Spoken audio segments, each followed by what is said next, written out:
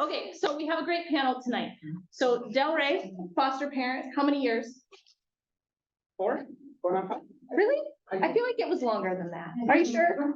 No, yeah, I was like her first one. Yeah, you were my first long-term kiddo. Okay, and then we have all of these lovely ladies from Burleigh County who represent Director Chelsea, the director, Shayla, training something or another. A little bit of everything. She does a lot of things. Jack of all trades. Yep. In-home supervisor, Bree, Peggy, foster care supervisor. Do we have the other foster care supervisor in the room? No, she couldn't make it. Okay, so tonight we want to unpack what it looks like for what kind of what support looks like for bio parents, whether that's through parent aides, whether that's through other organizations out in the community, whether that's us as foster parents supporting a bio parent. What does it really look like? How do we do this well? And the intent tonight is really to understand all of the things that are being offered to a bio parent, because sometimes as foster parents, it's like, I can help with that, right? It's like you see a need, you want to fill a need,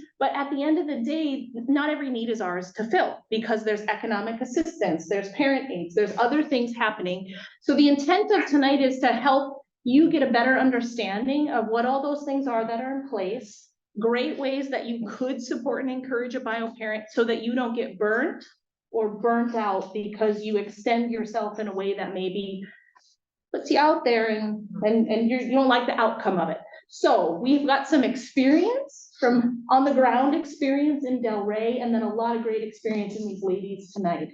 So stop, ask questions along the way. If we're covering a topic and you're like, I've lived and learned something here, why don't you share it tonight, okay?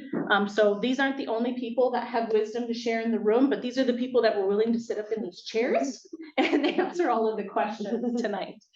So I'm going to turn it over to them, but I'm also going to make sure the camera angle is great for everyone. How do you guys like that, right? Good. Okay, looks good? Oh, you're still there. Okay. You guys all look really great. There's a little extra light here. There we go. Okay.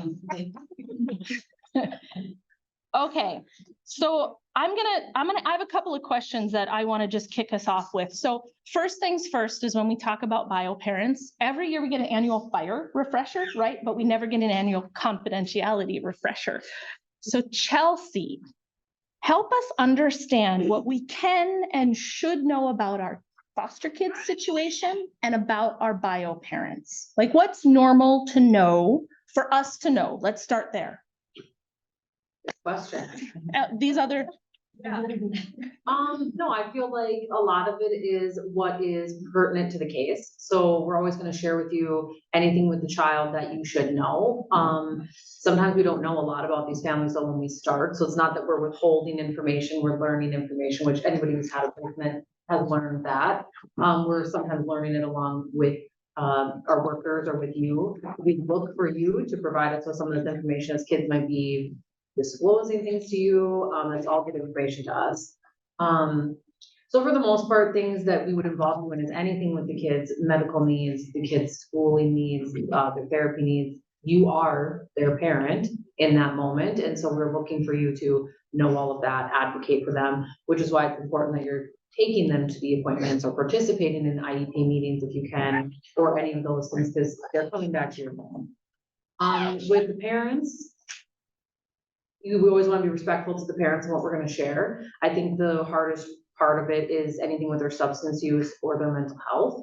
There's still releases of information specific to those of addiction that we have to have authorizations for us to even engage in their needs. So sometimes we ease into it. We want them to feel like it's a space of not being judged, that they're supported, and we understand they're gonna probably relapse. That would be foolish of me to think that somebody's gonna get sober while they have this traumatic thing happening, their kids aren't in their care. That's a huge trigger. So for me to think that we're gonna take your kids into custody and you're gonna be going through these things and you're not gonna use again would be foolish. But then they hesitate to share with us. So that's kind of a really generic response. But I don't know if anybody else who has more experience in those meetings, for child and family meetings.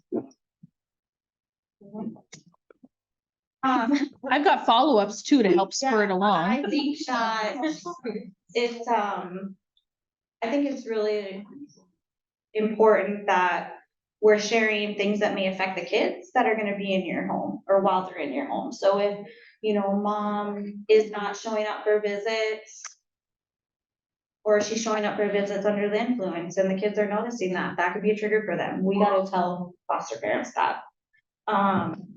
If we don't have to tell when they relapsed or how they relapsed or how bad it was or how, you know, or what happened, but maybe we can say that there was a relapse.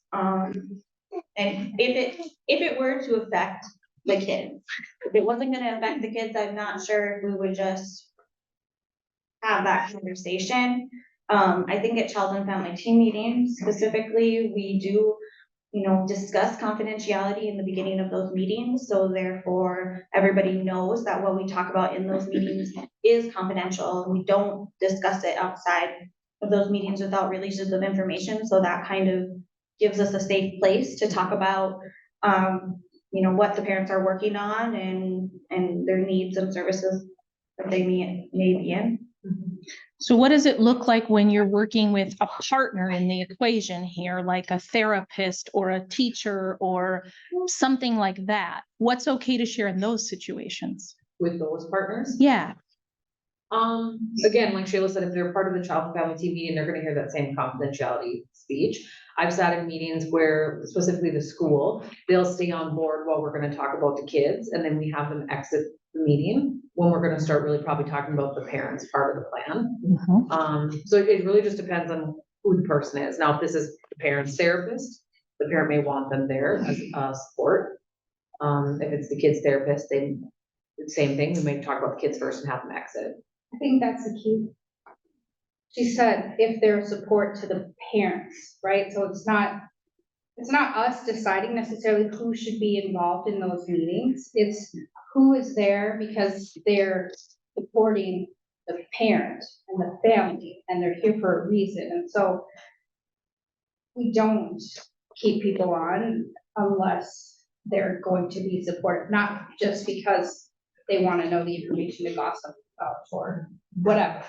We've had that happen in the past, and so we're a little more cautious than we used to be.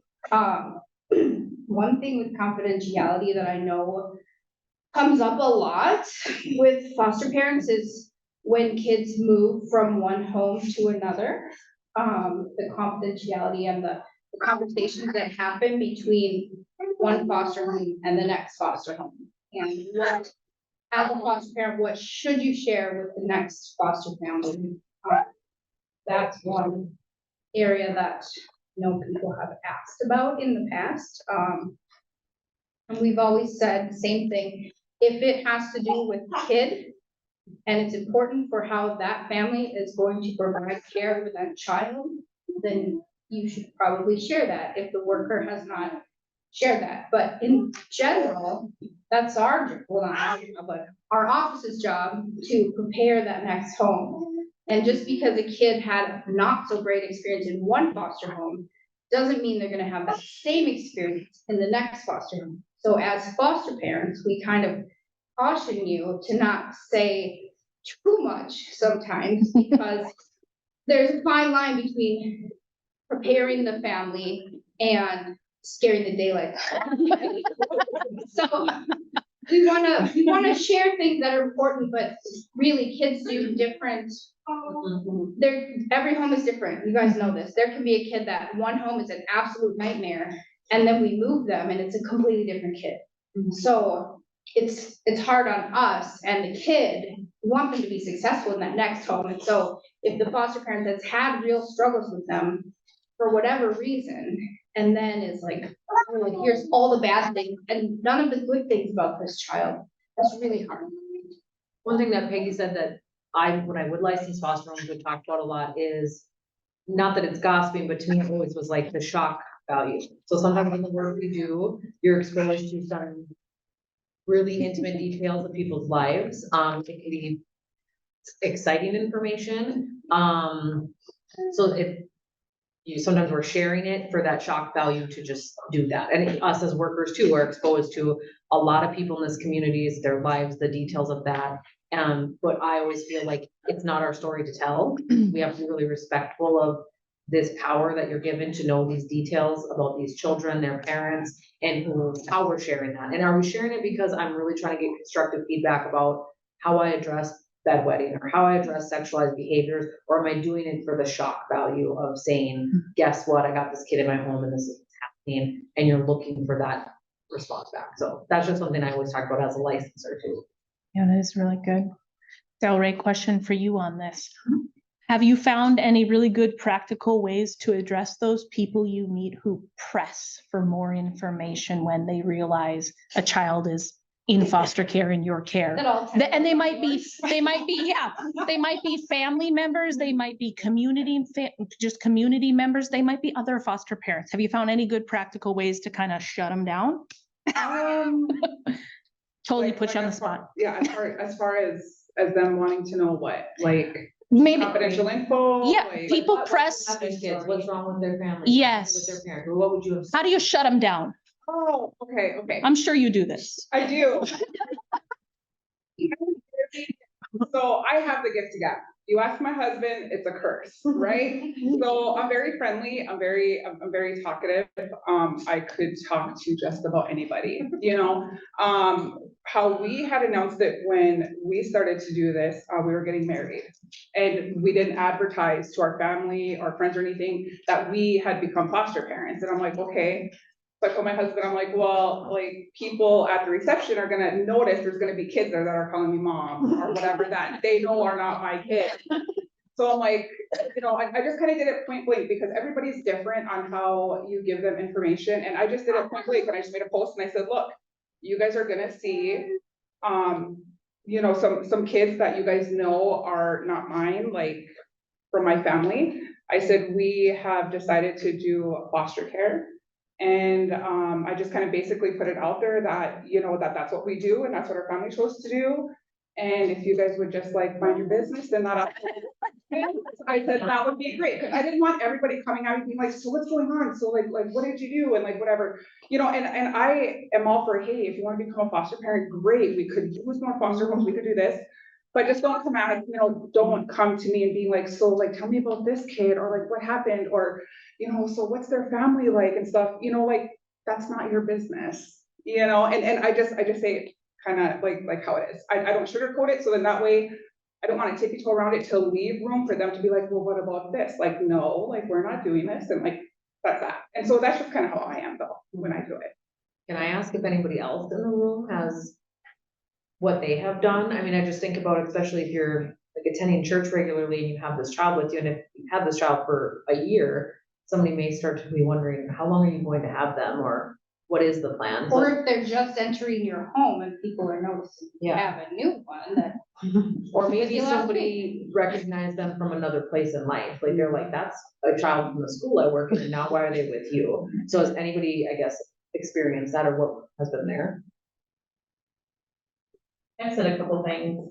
I'm sometimes kind of snarky, and I will say I got them at Target. And sometimes I say, oh, they're just staying with me for a while. No worries. I move on. I usually end the conversation pretty quick. That's right or not? I guess I've been always upfront that we do foster care. If we have an older kid in our home, I never use the term foster care around them, like, oh, this is a kid. I don't do that so that they feel different. I would say it's nice when I don't know much, because the less I know, the less I can share. So when they're like, how long you have them? I don't know. Where they come from? I don't know. Like, I really truly don't know. I'm as clueless as you. I don't know. They're just here. So to me, it's almost good to only share the absolute pertinent information. That way you're not even tempted because you're like, I don't know, unless I invent something like I don't know any facts, so. That's good. What about you, Brittany?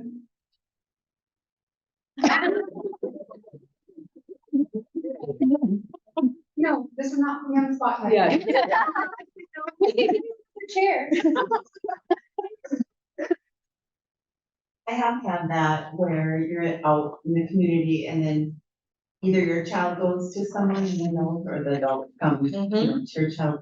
The first couple times it happened to me, I was so like, okay, you know, and it almost always, it was like someone from the school, like I'm thinking that, it's someone that knew them, you know, from, and so then I just say, oh, you know each other, and then hope that the person tells me what, and then the whole time they're looking at me too, why, who are you? So here's a hard question for the room, but for the panel as well. How do you adequately get support from your fellow foster parents, but genericize enough to get the support you need around a certain situation you might be dealing with? As a foster parent, As a foster parent, yep, you're seeking peer support now. without giving too much information, but enough to. Yep, to actually make the support meaningful. Well, my situation is gonna be a little bit different, like my sister also does foster care. Yeah. So we share a lot of families, that are together where, you know, I have some shit that's on whatever. Yes. Share families. I like that. That's the word. Yeah. And I know not everybody has that, but she, you know, like she's been like a huge support for me and vice versa, you know. We, you know, kind of balance each other out where I like older and she likes younger, and we just kind of get a good mixture of both. But no, I know like the odds of that happening though, of you having somebody like that in there within it, like we have an aunt who does it, but she's got her own little tribe or whatever, but she's, you know, she's been amazing as far as like helping with everything and anything as far as like, you know, if I need somebody to like watch the kids or like transporting or just anything, like if I gotta go to work early and she could do this for me or whatever the case may be, but I know the odds of this, having this is pretty slim to none, but she's like my person that I go to for literally everything, you know. Can we all share her? I mean, ditto, I mean, not like, Dellarae has big ego. But, ditto, maybe it's being like, she helps a lot.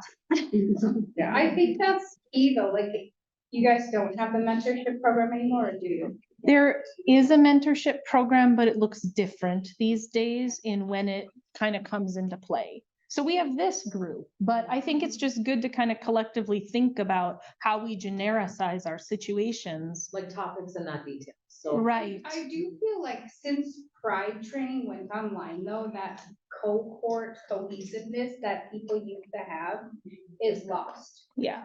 Because you used to come out of Pride training, you had, okay, these are the people that I know are going through the same things, and you can have that like built-in confidant who you know you can talk to about your situation and be vague enough, and they'll still understand what you're talking about, right? But that's lost, so. Yeah, I just think it's this community of like leaning into your association and we have people who are like-minded. And I think it's similar to what we experience as workers. When we leave work, we can't talk about what we're doing at work with people outside, but we carry it with us. We all know you go home and then people around you are wondering maybe why you're not in a good mood or why I'm completely staring while they tell me the same thing 4 times and it's just like, come back to reality. But they don't get it. They don't work in it. They don't see it. And we can't tell them anything, No. you know, we So we all- lean on each other a lot, a lot of camaraderie with just sharing those things with like-minded people. Let's go back to the mentor thing a moment. Well, so the only thing I know is about 2 years ago, it changed to a state level instead of regional. It's still state level.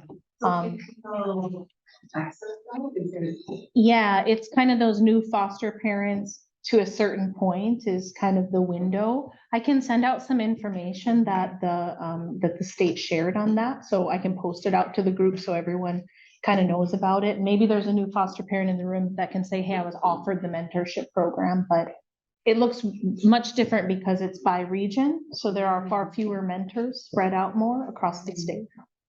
I don't know that there's a lot of people opting in to it, high numbers opting in. There are people, but. I will say, Lori, there are certain times where we have a new family and they're in a kind of unique situation, and we know that there's someone who has been where they are, and we will reach out and ask you, hey, Bobby, do you mind if I give them your number, because this is what they're going through, right? So we are informally doing that more because we know that the mentorship thing is not localized like it used to be, but I mean, you also all know that no two situations are the same, so. Right. All right, who's gonna tell us? Oh, I'm right behind you. yeah, sorry. I was gonna add that, I think the, kind of feeling like you're on an island, when you like have all these things you're struggling with dealing with this biological parent. And for me, as a foster parent, I don't want my conversations with other foster families to just be like, this is what's happening in our home, and it's really annoying, but yet, like, the in-home visits happen, once a month, and that doesn't feel like enough to like process with your caseworker. So it is, I am curious to know what is a better way to like, it's venting, I guess, but how do you vent in a healthy way so that your other relationships aren't tarnished by this kind of weight that you carry? Where is the safe space? Follow Leslie Piercy. Yeah. No. One thing I'd say is if you're gonna vent to your worker, like let's say you choose to go that route, I always think it's important that you just start off by telling them, I'm just venting to you. Because we are fixers, we are doers. When anybody comes to me with a complaint, before you even finish talking, I'm already trying to figure out how I'm supposed to solve this. Because you're clearly coming to me because you want something done. So if you're coming to them and just saying, I'm just coming to vent, you get this, you've interacted with this parent, I get that we're supposed to support them, but I need this minute to tell you I could just shake somebody. You're setting the scene that I'm not expecting reaction, I just want to hear. So if you're coming to your worker, I would recommend that, because they'll burn out too, because what they think is their failing. When I hear you saying, if you're calling me to say they're doing it, we carry that. Their wins to us are our wins. That's not good. We learn that as social workers, that that's not good practice, but their losses are our losses. That's my fault that they're not doing well, is what we think. Not healthy, but that's what we think. And I feel like it is important for us workers to be able to listen. If Darla ever calls me or texts me, she's gonna tell me what happened, but she's handled it. So I know that she's just calling to update me. But I'll always listen.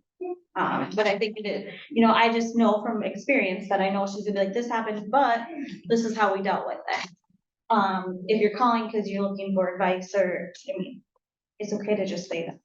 One thing that Peggy said that I think is important, and I get this a lot when complaints kind of get escalated to me as the director, is that no two cases are the same. Like there's just these smallest details will change the way that the case is looked at. So when you are venting to a peer and they're like, I've been doing this for 15 years, that's not how it should be happening. It gets escalated to me, and not that I mind, right? I take a deep dive into the case. I'm asking them what's the update, because I'm supposed to know answer to something I might not know. And there are little variables in the case that I'm like, okay, I do support that. So these case decisions are ran through your worker, their supervisor, our child welfare manager. They have a state representative who oversees all these cases. Usually have a guardian ad litem. We're working with our state's attorney.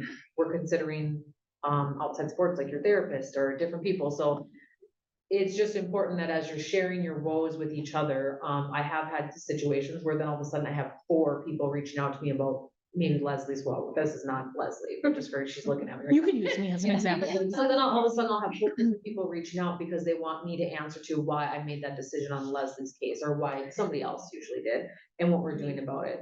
What I get frustrated with is that time that I have to take to go through all 4 different people coming forward is time that we're taking away from hundreds of other children. Dealing with the actual issue. Or the other issues that are at hand. So it does get frustrating. I do my best to answer them all, but it is a problem for me when I'm like, sometimes people know information that it's very clear they shouldn't know. So then I use that moment to educate them on, I'm gonna remind you though, confidentiality, you shouldn't be sharing these details with 4 other foster parents.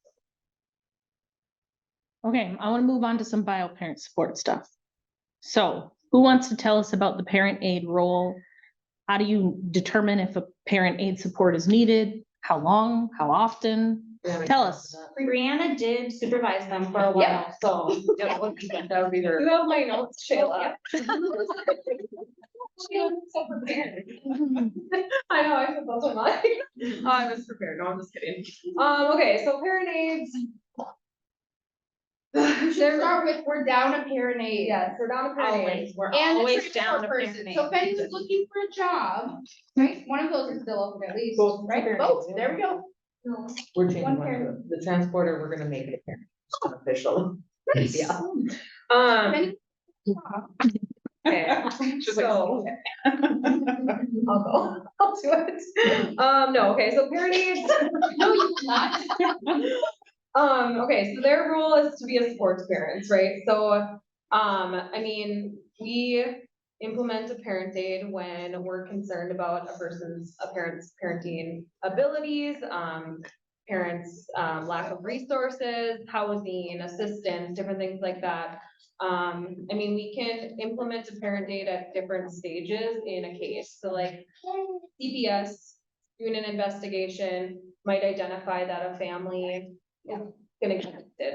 Okay, we're gonna put a parent aid in there to try and prevent. But then there also is like a foster family or bio parents or whatever, that we're gonna implement parent aids to help get them to job interviews, to get them to therapy. I mean, parent aids are gonna do transportations and things like that too. I mean, that's all part of, I mean, ideally, the goal would be like, I'm gonna pick up mom, we're gonna go pick up Susie and take them to therapy together. So really, I mean, they're ultimately just supposed to be a support to bio parents. They're obviously not a long-term solution. So just like us, like our goal is not to be involved with these parents forever or these families forever. So ideally, the parent aid can get in there, can get some supports in place, natural supports for parents, and then their role is done. They also do a lot of modeling. Mhm. So when we identify that there are a lack of skills, knowledge, that kind of stuff, the parent aides will do some modeling for people, to help them understand developmental stages and understand the age appropriate discipline and And a all parent those aid things. role is like very, a parent aid's not gonna work 8 to 5, right? So a parent aid's gonna come in every morning to help mom get her kids ready to school and on the bus so that she can model that behavior for mom and like model how that looks so that mom can start doing it on her own. So Something, and not that my team probably knows all this, is that a higher level that I'm working on is that there's additional funding if we were to get our parent aides to do certain type of programming. So we're working with the state to get our parent aides trained, and one of the programs is like Parent Connect.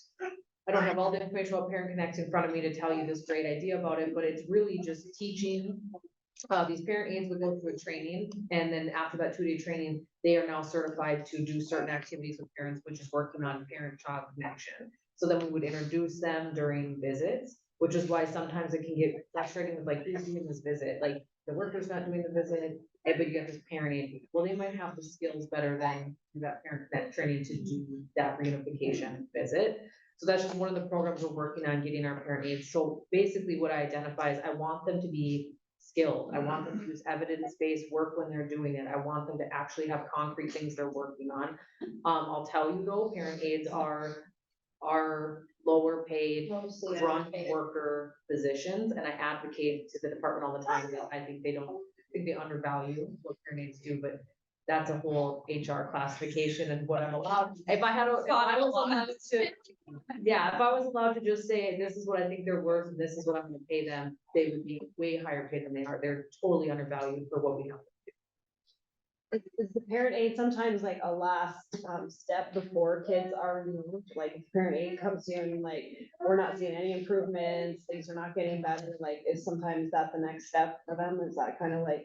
There could be a piece of the puzzle, like as a previous CPS worker, like a case out of parent aid on before I closed my case was like mental health services. That I'm identifying that this mom is depressed, and because of her depression, we are doing like a lot of other things that are being neglected, mainly education. So I'm getting a parent involved to do some of those things that I, as a CPS worker with 30 cases, can't transport her to an intake appointment. And then what I'm hoping is during my assessment period, we can get the train on the tracks and then we can close, because now we've gotten her other community supports. Like maybe a mental health case manager from West Central, or maybe an addiction counselor, somebody through free through recovery. So sometimes it is like, especially if you're coming out of CPS, if you're putting them in any sort of safety plan, this is probably a last ditch effort to prevent, as a prevention. I will say also, like for our case managers, parent aides see our bio families more than we see our bio families, because it's a different job, right? And so we do take a lot of feedback from them. So if they're coming to us and they're like, you know what, this house is dirtier than it was when we started, and we've been doing all these things for a month, and mom is supposed to be going to therapy and she hasn't been there for 6 weeks, and you know, all the things, then we're gonna absolutely take that into consideration and do another safety assessment. And Their notes are considered, they've been asked to testify on cases before. I mean, they're actively a part of the team. That's why I feel like Anytime a parent aide is involved in a case manager is gonna be involved, or a CPS worker. So they're not just flying solo or anything like that. So they're reporting to the case manager or CPS worker, and then we kind of go from there. So Dellerae, along the way, what are some meaningful ways you found to support and encourage bio parents? Or maybe you've learned some lessons of what to do or what not to do, what works really well. Share with us. Where should I start? All right. Well, what I like to do personally, I like to put myself out there. God forbid, if my kids were to ever end up in foster care, I personally would want to know who's taking care of my kids, right? So I always put myself out there. Most typically do want to meet me, you know, and the others always eventually come around, you know. And we typically, you know, I typically have great relationships with just about all of them. And so they have come to me, you know, asking about like, you know, what is your routine like at home? Like, how do you get the kids to do chores? How do you get them to do their homework? Like, how do you do it? And so I share how we do our house, you know, how things work at home.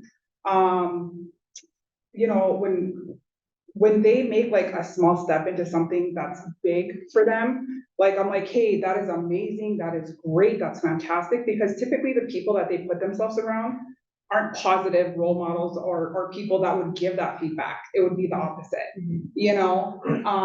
When they come and you know, they come and talk to me about services of like whatever, you know, I offer what I kind of know. And then I always tell them, you know, utilize whatever it is that you can, whether you think there's just a sliver of hope, so like, hey, absolutely, I can really benefit from that. You know, I'm like, reach out to your caseworker, talk to your caseworker, you know, I'm huge on communication, huge. You know, that's something that that, you know, not only do I do that in my home, but I do that with everything, like every aspect of my life, you know, at work with the bio parents, with, you know, whatever. And I've had really good luck with that, you know. You know, some of my kids that have gone home, you know, like she was my first placement, I am still great friends, you know, with that parent, still comes to me for advice, That whatever. was like 3 years ago. 4 years ago, but who's keeping track now? Yeah. yeah, because it was right when I started. Yeah. And so, with like family members, you know, where the kids go, aunts, uncles, or even my adopted kids, like I am still a very big part of all of their lives. You know, they all still reach out to me, and some of them still call me mom, and you know, whatever. Some even try to come stay for like a week in the summer or whatever, you know. And so no, so that's just kind of like what I do. And I know a lot of parents aren't comfortable with that, you know, like putting themselves out there.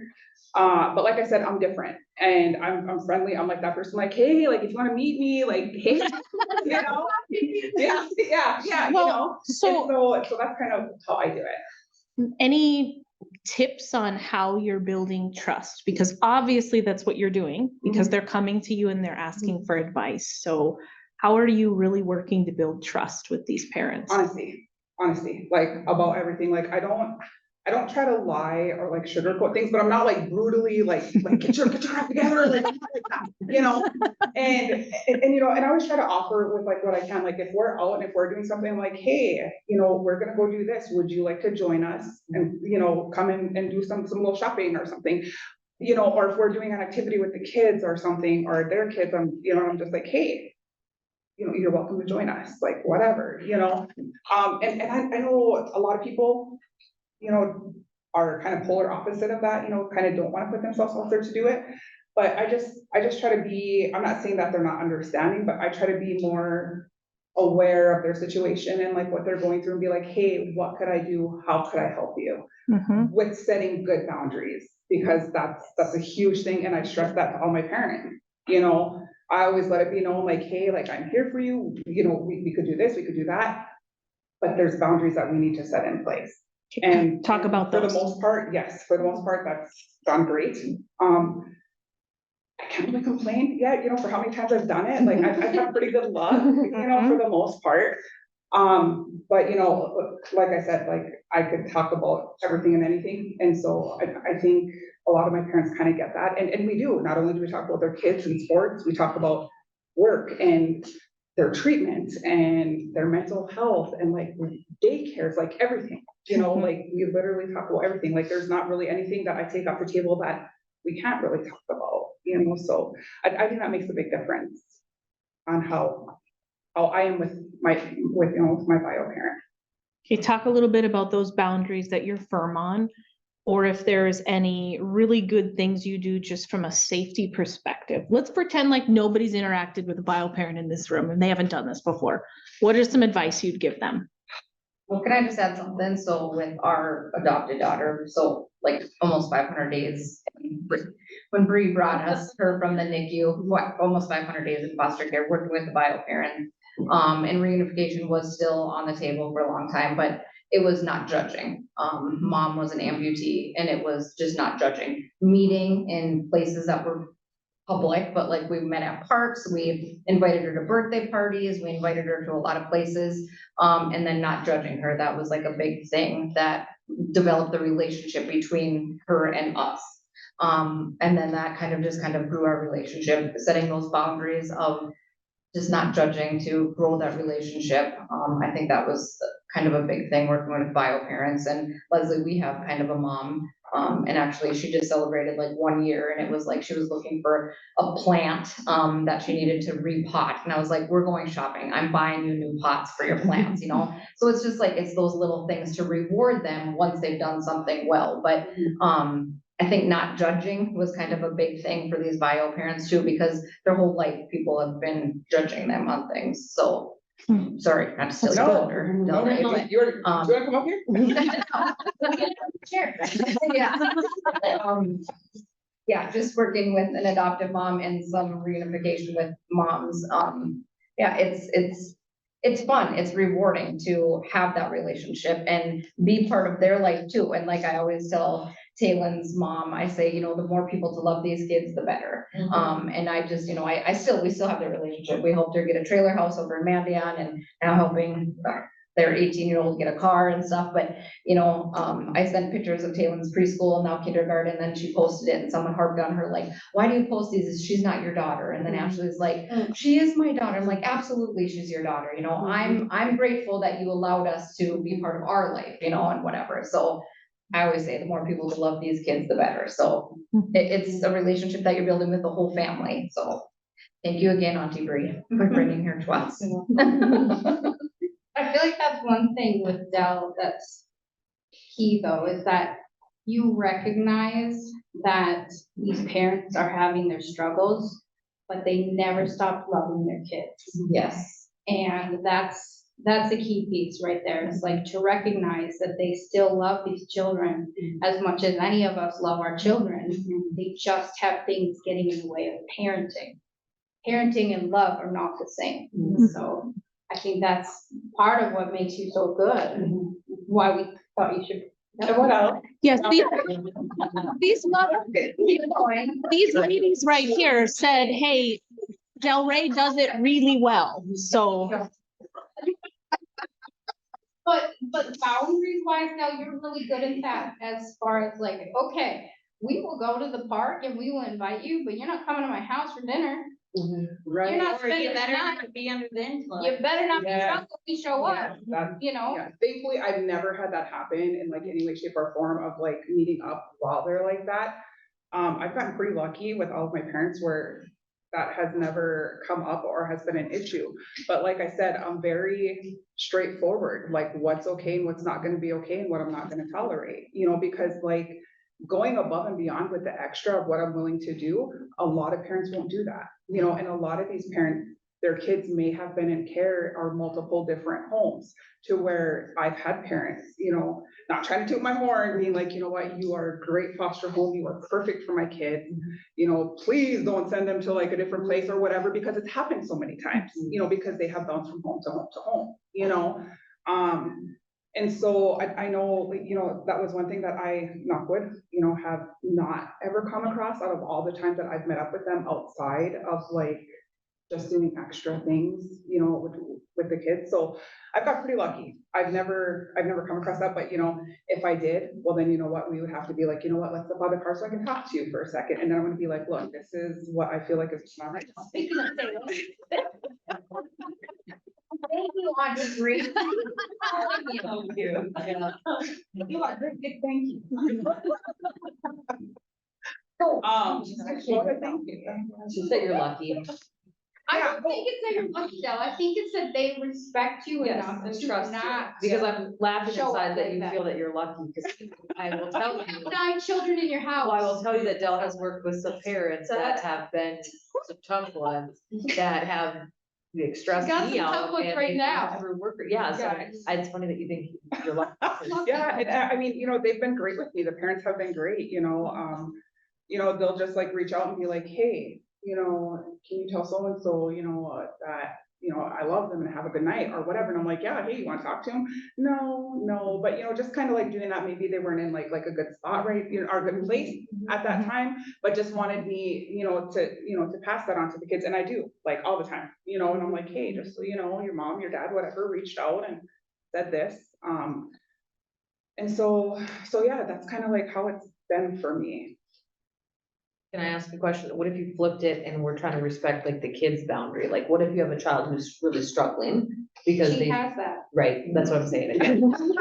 So you have a child who's struggling because they feel like it's mom's fault. Like, we're here because of mom. And if mom would get it together, this would be happening. And then you have mom reaching out Yeah. saying, hey, can I talk to them? And you know, for your conversation that they're not in a place to do that. What do you, how do you navigate And that's that? common with older kids, like Yeah. older kids, you're gonna have that. Yes, oh, for sure. You got for all sure. older kids. Yes. Like I said, it goes back to communication. I talk a lot to my kids, you guys, and a lot of it is repeat stuff.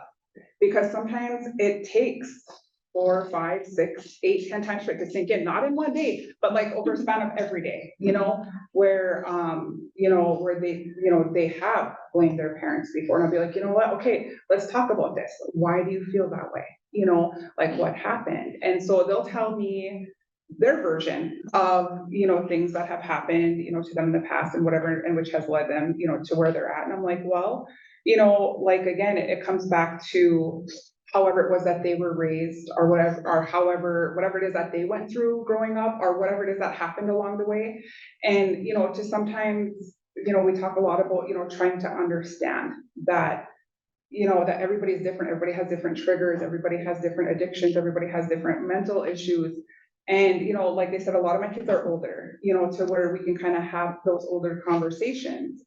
And, you know, eventually they have come around and we're like, oh, okay, like, I get that, or that makes sense, or I never thought about it that way, or whatnot. And like I said, it might take 10, 20, 30 times, but eventually something clicks, or like something kind of goes into place and stuff like that, you know. And I, you know, have never been in foster care, so I can't relate on that kind of a level, but I still have sympathy and I still try to understand. And, you know, I always tell myself, I'm a very outgoing person. You know, I can't imagine being put into somebody's home and they're like, hey, make yourself comfortable. You hungry? Eat. Here's your bedroom. Here's whatever. And you're surrounded by all these people that you don't know that you are now going to live with. Okay, can you imagine what that's like? I mean, I can't even imagine what that's like as an adult. I don't even like roommates. You know, so I always try to understand, you know.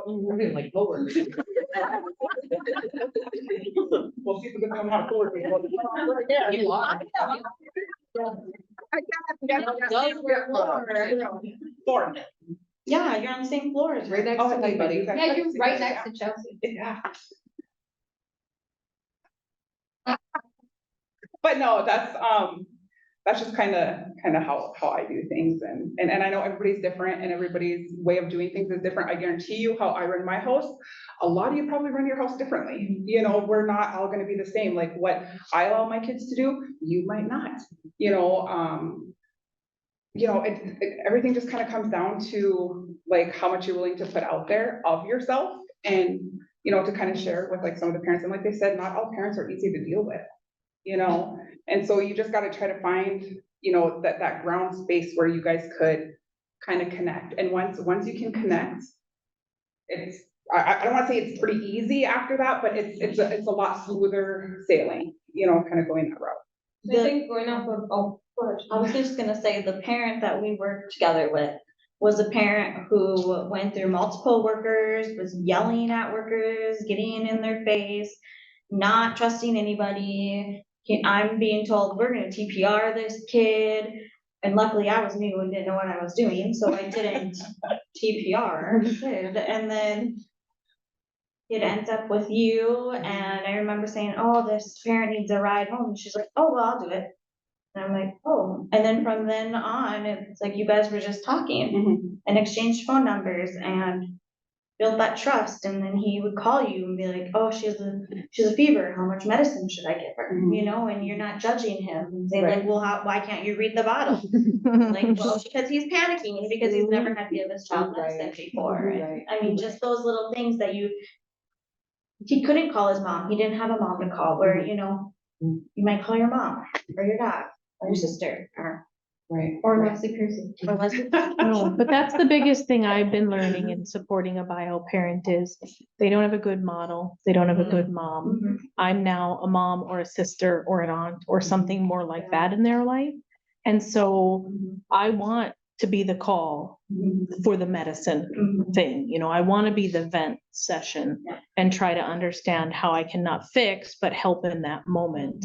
And I think You're I've, really fostering the whole family. yeah. Yes. well, I think foster It's parents new. have this ability to be just such a different, like, support to parents than we are. Like, we see these kids once a month, you guys are living with these kids, you guys are doing all of these things, and like, I just remember with Amber, like, I would go to my monthly home visit and she'd be like, yep, so mom texted me about her wound, like the most random stuff, like that she was able to build this relationship with her, which they still have, and that's amazing. Like, we're not gonna be able to do that, right? Like, we're not gonna be able to, in 5 years, be still communicating with these parents, right? Like, that's. We hope not anymore. Right. Right.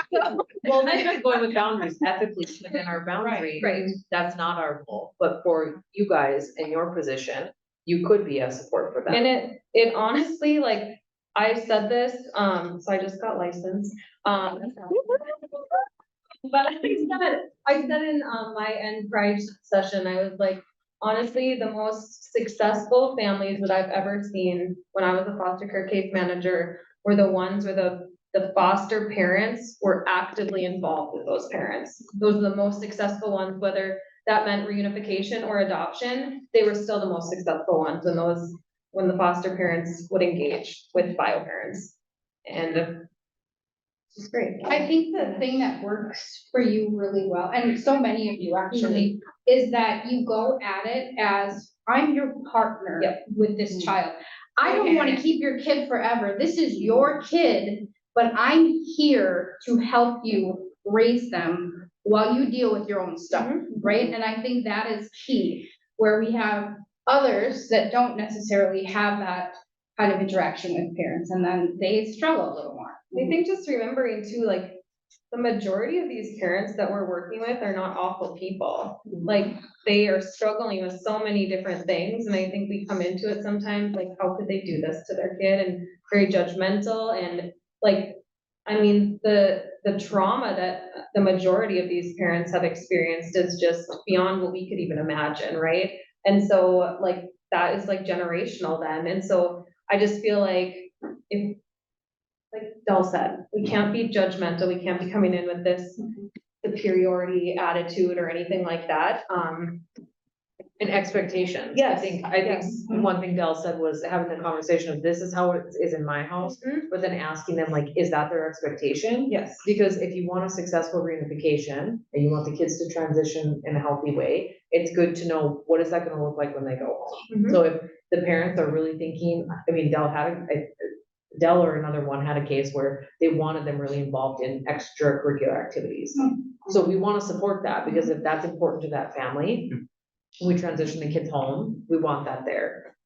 So I mean, I just think it's important to know, like, what is the expectation of them, like, what values do they wanna raise their kids with, and even though in that moment it doesn't look like they're using any values. But bringing them back down to, you do, at the bottom of it, we all have some sort of standard or values, and even though right now you're not operating in them, what would they be? And how can we help do that? And to add to that, a lot of them were never taught parenting skills or values, right? Because they probably grew up in foster care. And Leslie said it best when she said, we're co-parenting. And I will always refer to that because that is the best way. You're co-parenting with the bio parent and you're co-parenting with your case manager. You all. And I don't gotta always be- like them all. I won't take that first. But I mean, it's the best way to explain it to parents, and, you know, we may not always agree with everything, but we are talking it out with everybody, and you guys have that opportunity to be that person for that parent who doesn't have anybody. We try, but we also have to hold them accountable. So it's different. I have a parent who tells Leslie way more than she tells me. Yeah. She's not gonna tell me They all because she's scared that I'm gonna You're be the- like, you're the- yeah, you know, and which is fine because we can use that too, Mhm. right? But, she trusts you and she opens up, and that's how they're gonna be successful, because they have that. And because you have that co-parent relationship, Leslie will then tell you exactly you need to know to help support the parent, right? Add to that, like, with my first placement, it was agreed, like, in a family team meeting that the bio mom and I would get together 1 hour every week and go over, like, she liked how I ran my house, and it was working good for the little girl that I had, and she made a lot of progress, and she was doing really well, and she wanted to, like, model that in her own home, so we met every single week for an hour to go over, like, the ins and outs, and we would just have conversations, we would talk about everything, and that was, like, part of the case plan at the end of the transition into unification, and they're doing great.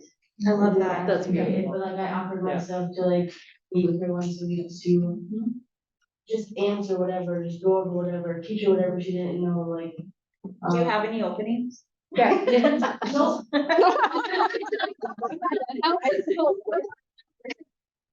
Well, I'm a single mother parent, so I can't handle any more than two, so. All will give you a I have a pass. husband, I can't. You're like, "No." Shannon felt that way too, so. Yeah. How did you meet when you did that? We would usually like go somewhere in the public, like coffee shops or somewhere that was parked or somewhere that like the kids could play too, or that she could play. And how natural for the kids to see you and mom working together.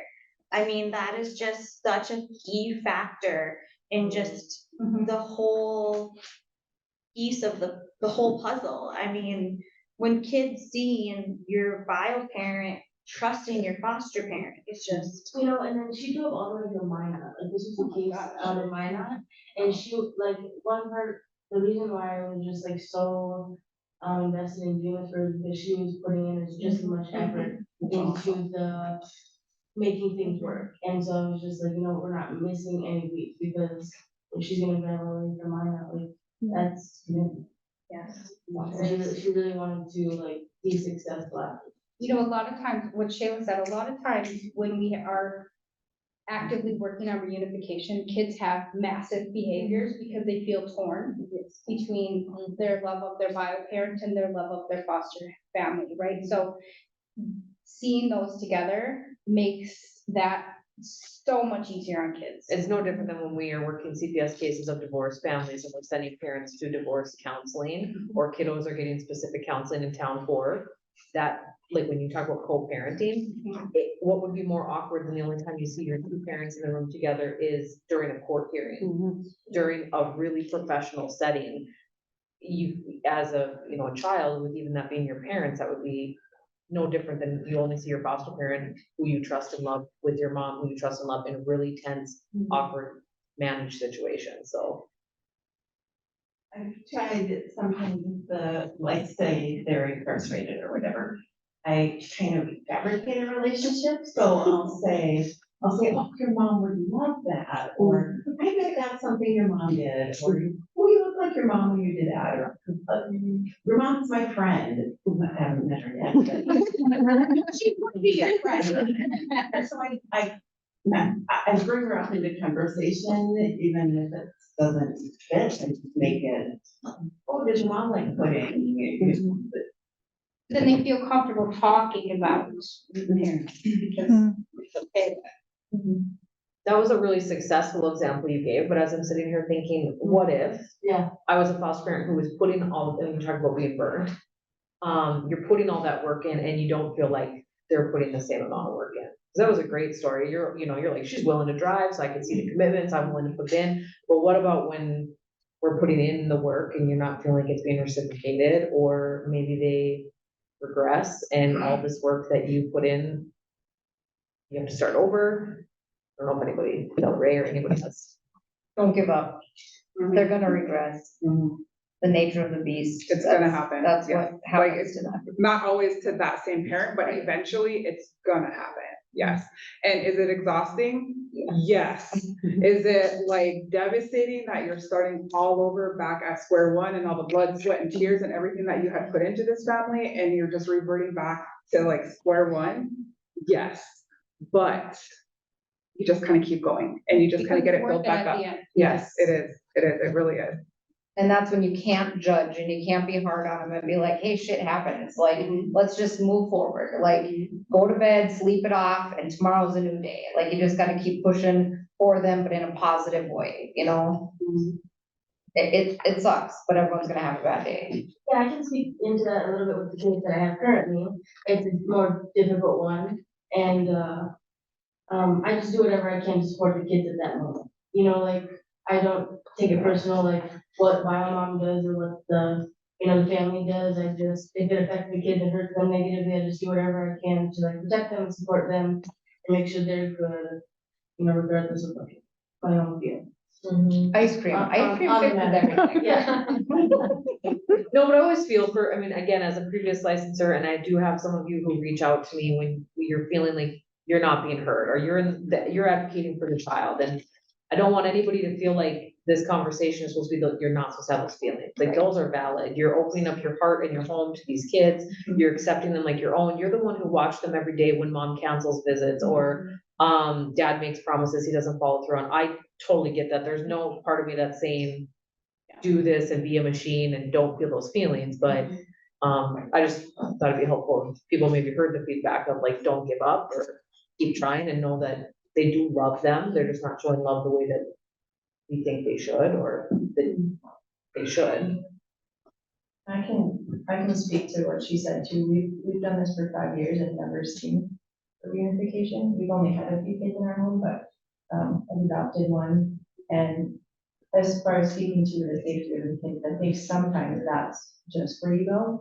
Like for us, it was giving pictures to our parents, and that's as far as we could go. We were told not to. Part of meeting where they're at, right? Yeah, so it is true, every case is so different, and so we've never heard of a reunification. We have not had that many, but just do what you can with where you're at. And, yeah, make sure that your child is safe and your bio kids. We have a lot of bio kids, so for us to reach out and do more, that just doesn't work for us. We just need to do what we can with that kid that we have here. And it's unfortunate, like sometimes when kids are dangerous or like foster parents and, you know, people wanna harm you or stuff like that. You send your pictures to the case manager and then they send them to them. And like all the contact is done through, you know, the workers, and you might not even ever have any contact with bio mom or the foster parent ever. Yeah, just good communication with whatever your comfort zone is on the cases, and every case is going to be different. You may run into them at a visit and exchange and think, wow, this is a 20-year-old single, you know, gal who just had this baby and doesn't have parents, and I'm really connected with her, and I feel like this would be a safe situation. And you may feel like the next case is nothing like that. I mean, so yeah, I really just want to make sure nobody feels like we're saying you should all be like Dell. You're gonna be the foster. In a perfect world. Okay.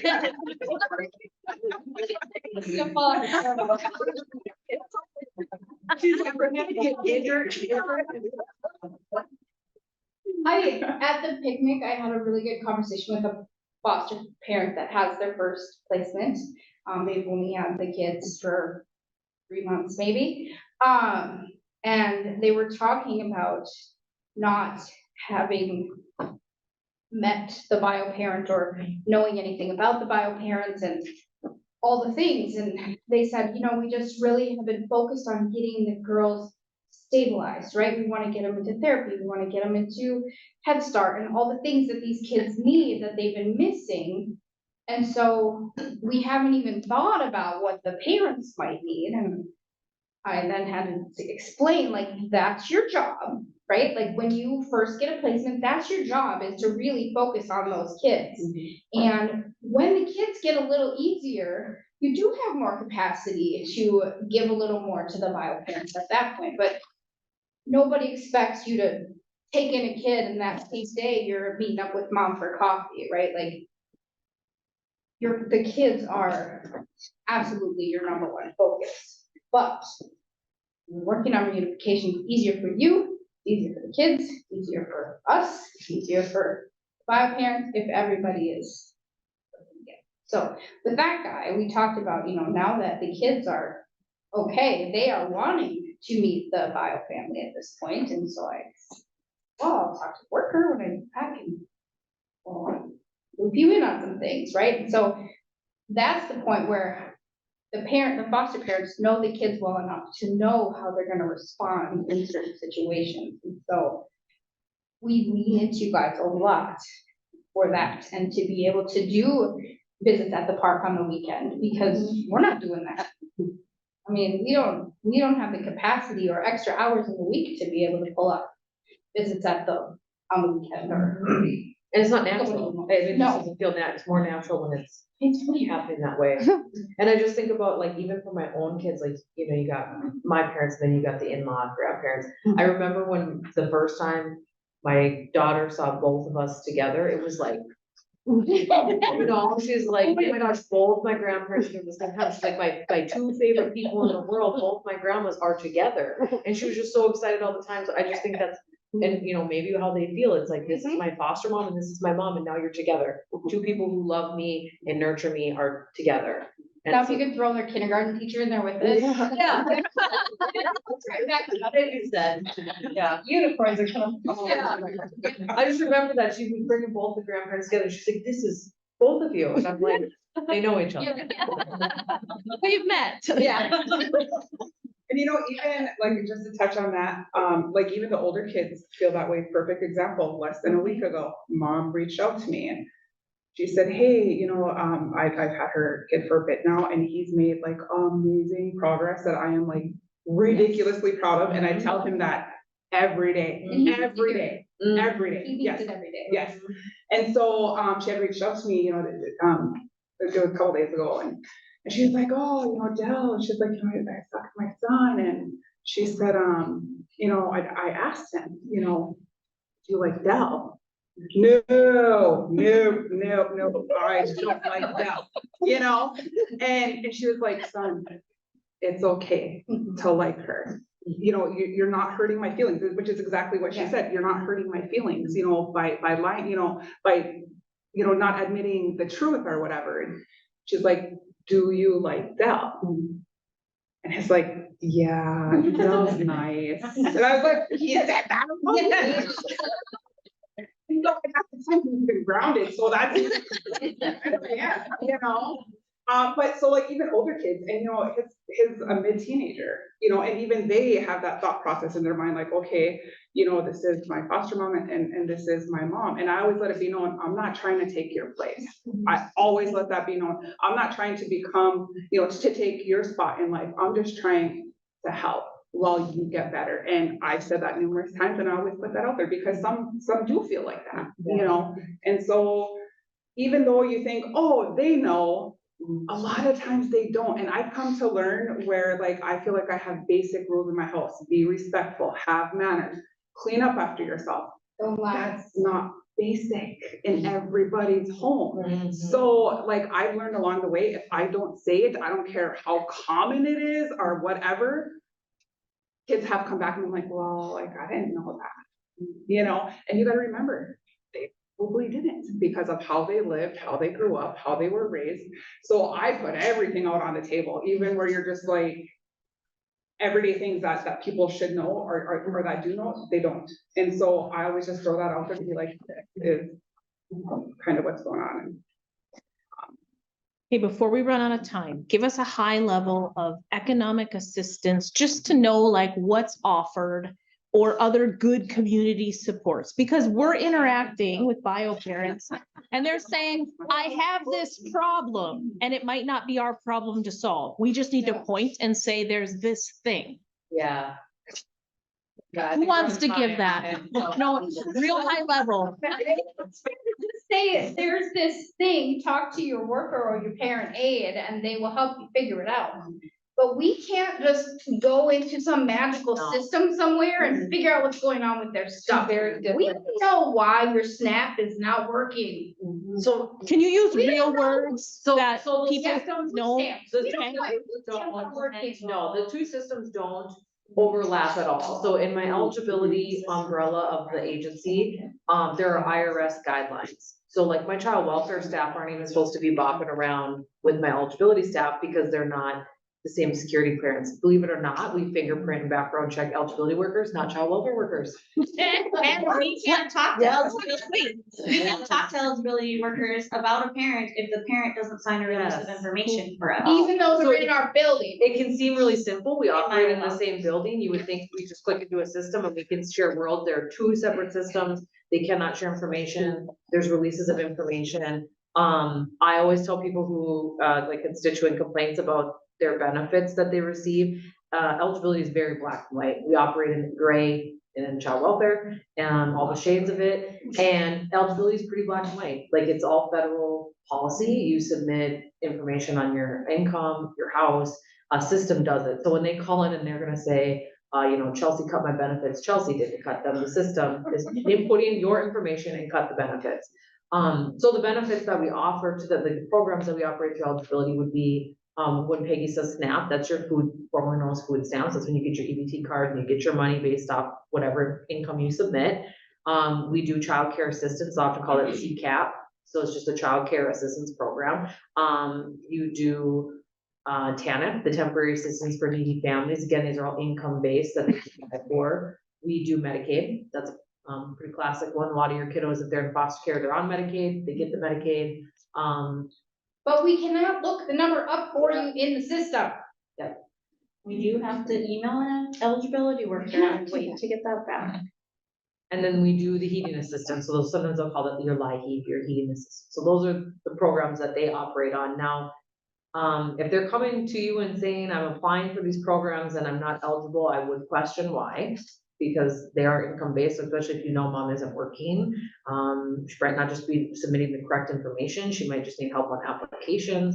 Dad too, I'm just saying mom. They're very Dad too. specific on things. I found Real it, picky. I found So it the picky. most beneficial when the parent and I can, or Make the call together. make the call together, or if I can submit the applications for them to eligibility with the release saying, hey, this is my client, we're working on reunification, kids are on a child home visit, can we get this going? And then they'll say, I need A, B, and C, or, okay, cool, yeah, let's get this going. And the better communication, the quicker things are gonna fall into And place. sometimes it's like like Leslie just said, what are these words, like use real words, so that's us, and now imagine you might have some diminished capacities as far as your cognitive ability to understand what these things mean. They do just need somebody on the phone to reiterate to them, okay, what she's saying is she needs a copy of your housing, your lease, or she needs your last month's employment. Some things that are true facts about it is when we're involved and kids are in foster care, in order for us, when we're doing the trial home visit and to transfer that child care assistance program to mom, it's simply, we just need to provide eligibility with some sort of letter saying, yes, we're the custodian. And this is new. Yeah, this is new. Brand new. So then we just send them something saying, yes, we're the custodian, but they're doing a trial home visit, so parents are the ones who are gonna be doing the child care assistance. That way we can have a clean transition and we're not cutting off and then they have to start applying. Another thing that's true, I'm gonna totally lose it. Well, there was something, I had something that, it's something that, the SNAP benefits, or food stamps, so they used to just come in and get their EBT card in-house, we would just issue that. If I lost mine in the parking lot, I would come in, they deactivate that when I get a new one. Those are now done in the entire state through a third-party vendor out of state. It's unfortunate, I'll say that, and probably blow in the face, but it's taking people, recipients, like, it could take up to 15 days to a month to get your card. So we're doing a lot of temporary, food needs, such as, okay, I got your card ordered, but now I'm gonna take you down to a kitchen and get you some, get you a meal today, get you a food box. That is true. So when you're hearing a parent say, I'm waiting on my EBT card, takes 15 days, a lot of us And that's previously if have been you like, have that's a a lie. reliable mailing address. That's, yeah. Your general delivery, or you have your mail going to somebody else's house for the last however many Yeah. months. And that's been a battle statewide. As directors, we talk about it's a barrier for families, because even to use a box at the post office, you have to have an ID. Well, you might not have an ID. So now the social services is serving as a mailbox for anybody who needs, any homeless person who needs a card. Can we do that? We do it. Can we do it? We don't know. We serve them that. You should tell me when to beep that out on the virtual call. No. I'll take a hit on that one. No, but it's unfortunate. I mean, I always tell the story about one time I came into the office at 7:45 and there was a gentleman in the lobby eating a rock hard cheeseburger he dug out of a dumpster. And he said, I've been trying to get my EBT card, but I'm homeless. So wherever they're sending it, I'm not getting it. So it was me and him sitting on the phone together, making that call, updating the information to my address. I said, mail it here, to him. And then I'm taking him over to the gas station to get him something. Cause I'm like, you ain't eating that cheeseburger. I'm to people looking at that cheeseburger. And trust me, when he threw it in the garbage can, it was like, yeah. So it's unfortunate. I mean, but those are true. So when families are telling you that, they're not lying to you. That is a barrier. I just wanted to reiterate something I thought you said was like free through recovery. So instead of referring them always just to the caseworkers, you can, or maybe they need a referral from the caseworker, but free through recovery is such a great program that does all of those ins and outs so that social workers don't have to. And so like they will help get EBT cards, they'll help get driver's license, they'll help get jobs, they'll help get apartments. You know, it's a state funded program that is designed specifically to support and fill the gap, to fill those needs. And so like it is a great resource that isn't being utilized as much as it, should be. Because they always rely on other people when, I've been a care coordinator, so I know firsthand from experience, like everything she just explained, like we can do too, and it's literally what we get paid to do.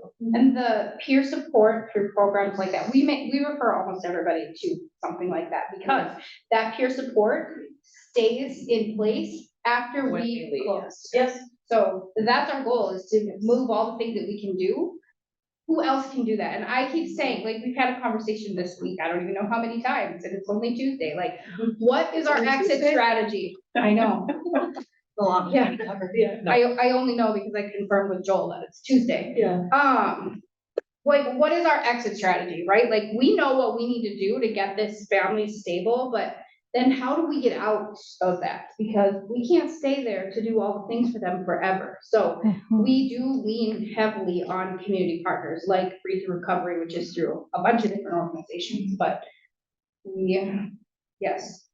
It's just Very like that can be so time consuming to like do all of those daily things, you know, and get all those things in place. And so like that, just so you guys know, there's people like who get paid to, you know, do those exact things to help these people and be those outreach community supports for them.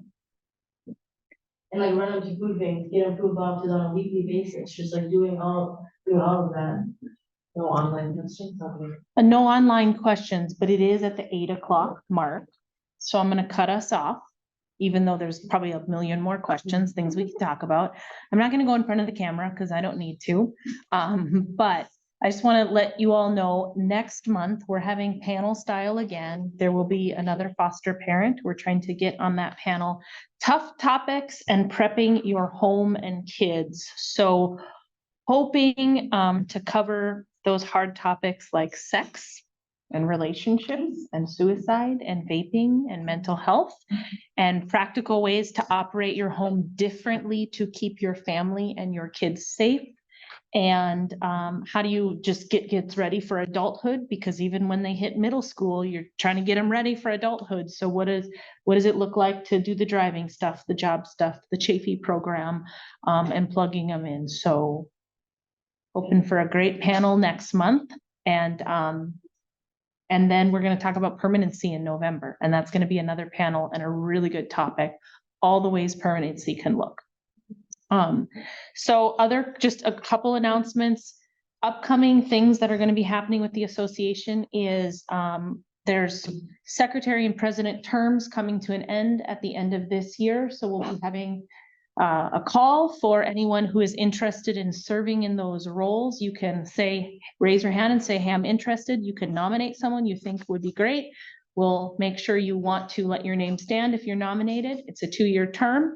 And November is the target for the business meeting where we would vote. The membership elects our officers.